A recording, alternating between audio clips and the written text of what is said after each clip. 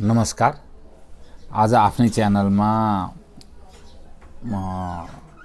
विशेष गरेर धार्मिक र सांस्कृतिक मुद्दालाई लिएर एउटा अर्को भिडियो ब्लग यहाँहरु समक्ष प्रस्तुत गर्दैछु। त्यो हो बंगलादेशमा भएको हिन्दू क्लिन्जिङ। भर्खरै दुर्गा पूजाको दरमियानमा जुन परिदृश्य बंगलादेशमा देखियो, धेरै मानिसलाई यसलाई तुरुन्त हठात भएको जस्तो लाग्यो होला। यो आवेशजन्य परिस्थिति निर्माण भयो भन्ने जस्तो लाग्यो होला। तर जसले लामो समय अझ भारत स्वतन्त्र हुनुभन्दा अगाडि एउटा चर्चित काण्ड छन्।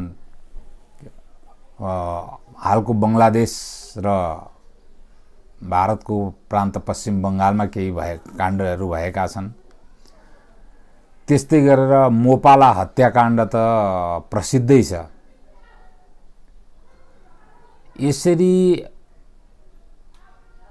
विगत भारत स्वतन्त्रता हुनुको उर्तिर पर्तिरदेखि आजसम्म आउँदाका घटनाहरू नै प्रशस्त छन्। भारत स्वतन्त्र हुँदाको परिदृश्य त कस्तो थियो मैले भनिराख्नै पर्दैन।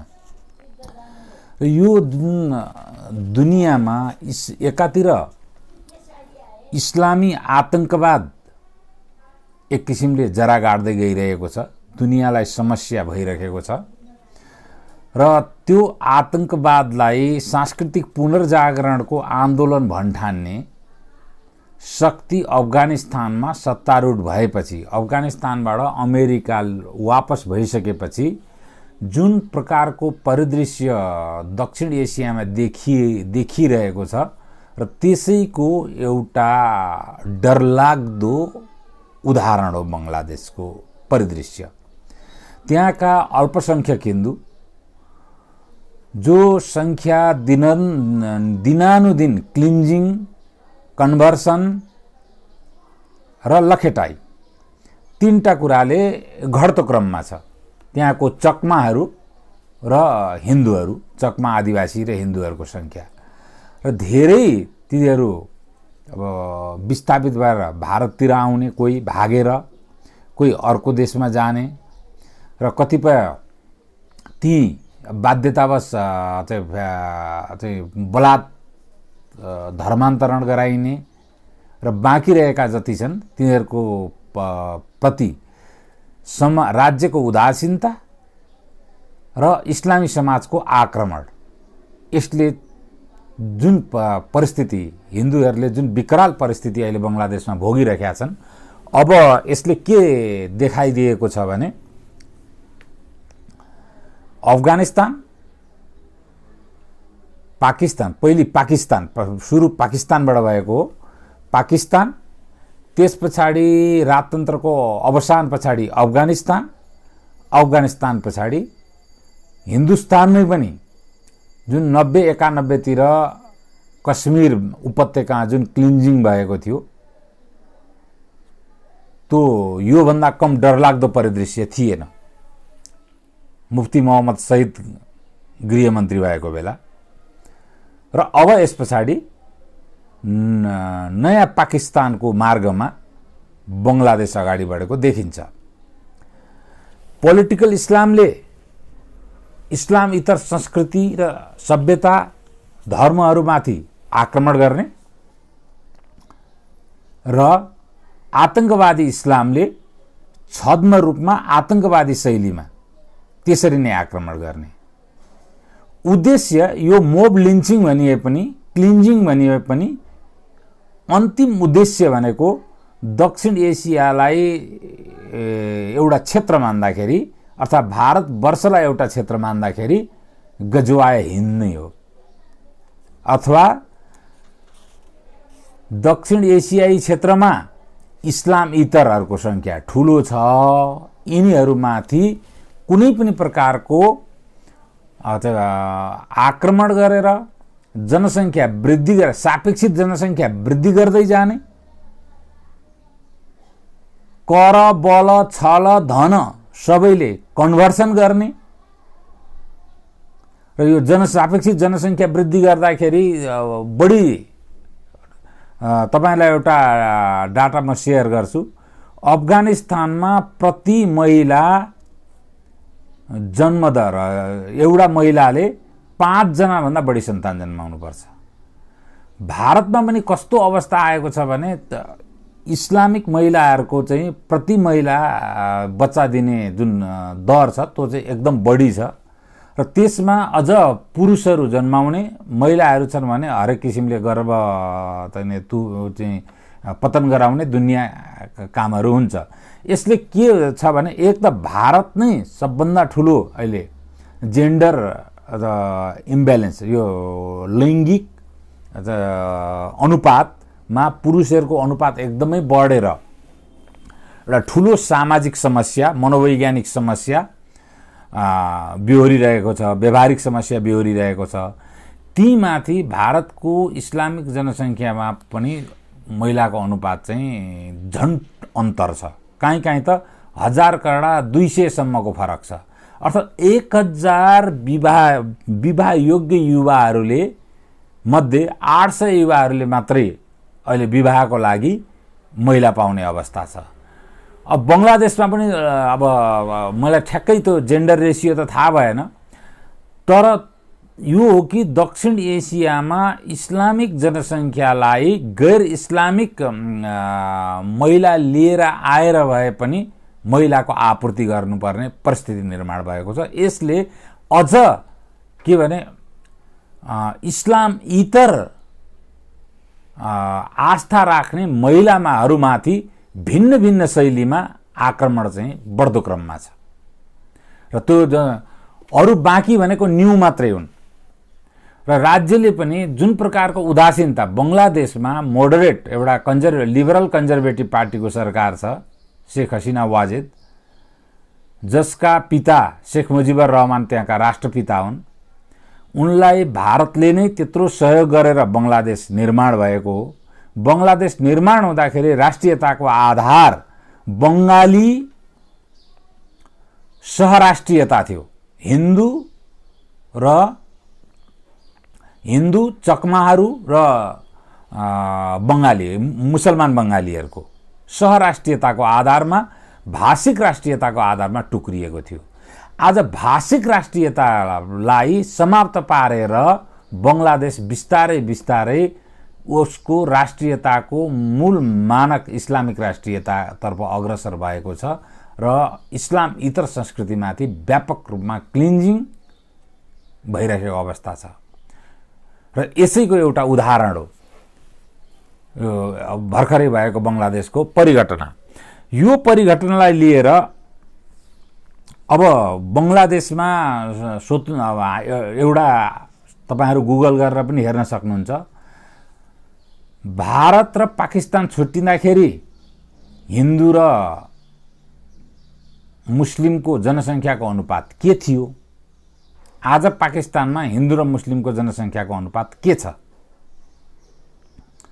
बङ्गलादेश पनि स्वतन्त्र हुँदाखेरि हिन्दू र मुस्लिमको जनसङ्ख्याको अनुपात के थियो?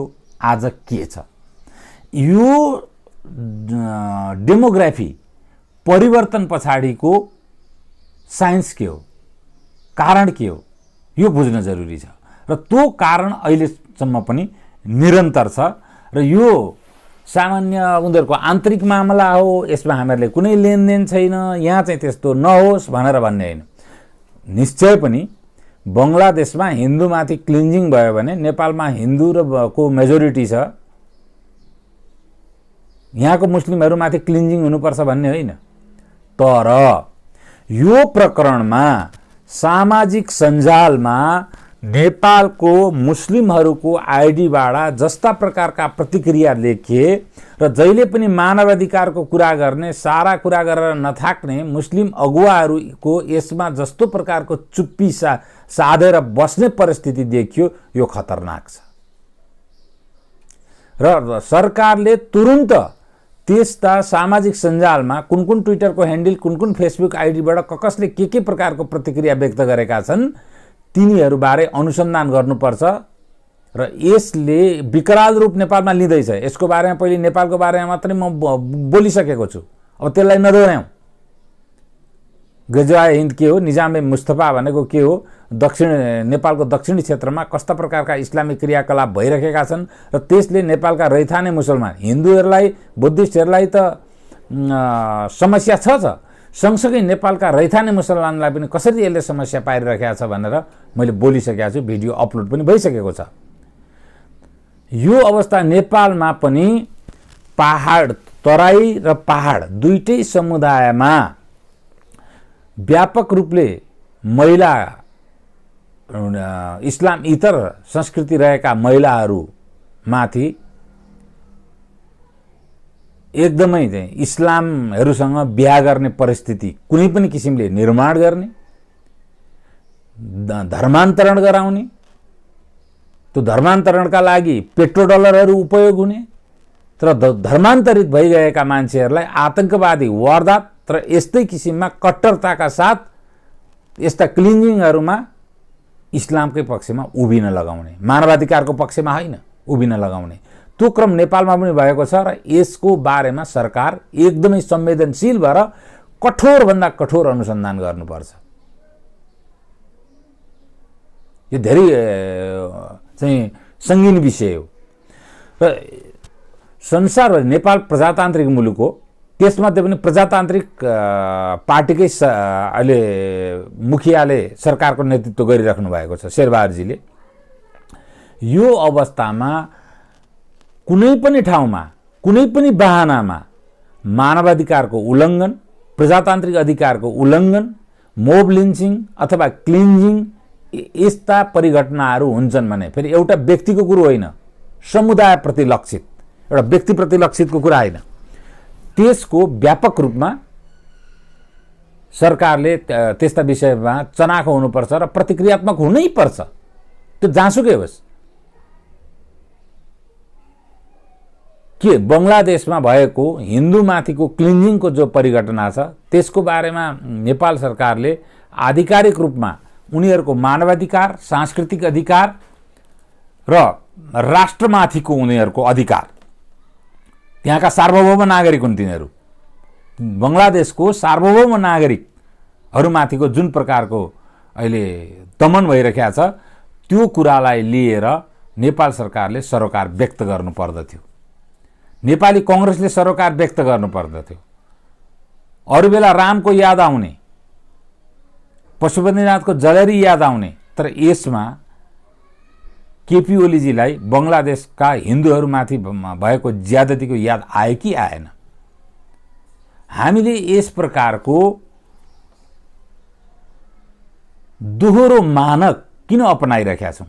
के तुष्टिकरणको ज्वरो अब नेपालका राजनीतिक नेताहरू र राजनीतिक दलहरूमा पनि चढिसकेको अब र तुष्टिकरणले हामीलाई एक दिन समाप्त पार्नेछ।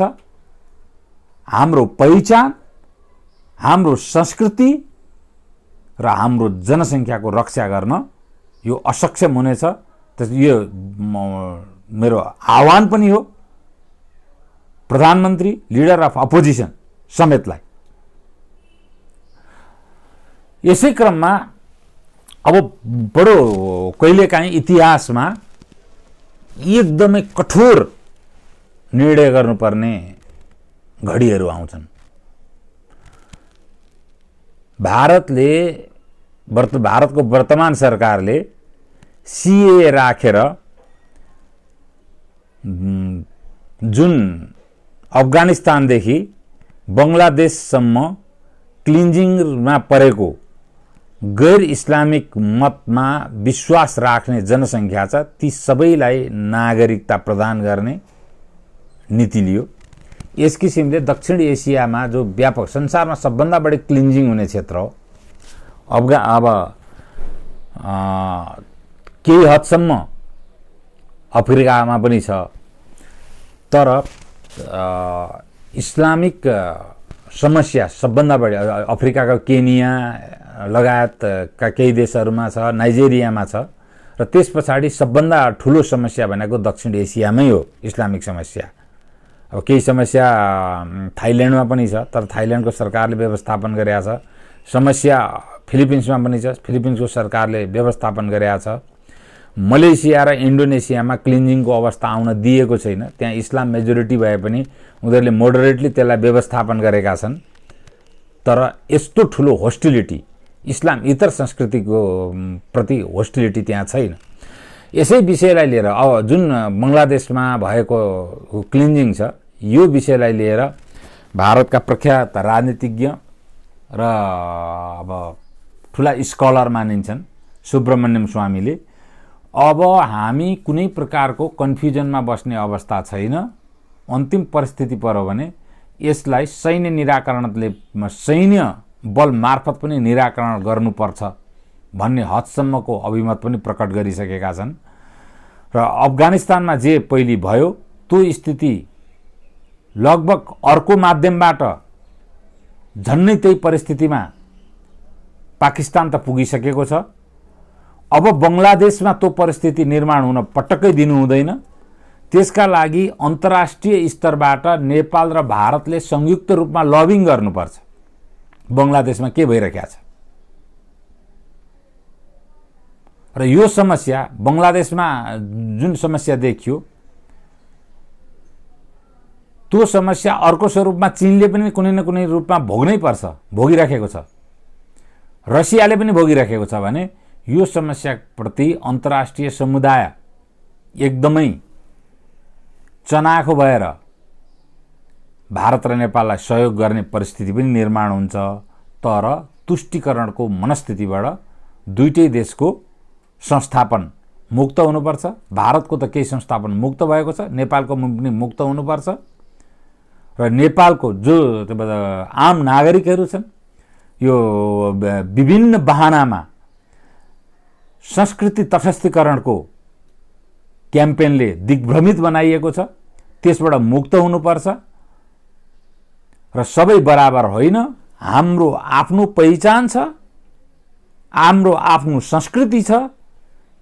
यसको लागि हामी पनि मुखरित भएर उभिन सक्नुपर्छ, दरो भएर उभिन सक्नुपर्छ। नत्र भने बङ्गलादेशका जराहरू, पाकिस्तानका जराहरू भारतमा त धेरै फैलिसकेका छन्, नेपालमा पनि बिस्तारै बिस्तारै फैलिनेछन्। र यही तुष्टिकरणले हाम्रो संस्कृति कदाचित यहुदी जस्तो सङ्कुचित अवस्थामा बस्नुपर्ने परिस्थितिमा नपरिजाओस्। आजलाई यो सांस्कृतिक पुनर्जागरणको चेत नेपाली र भारतीयहरूमा र आम रूपमा जागृत होस्, संसारका हिन्दू बौद्धहरूमा जागृत होस् भनेर पनि यो भिडियो मैले अपलोड गरेको हुँ। उपरान्त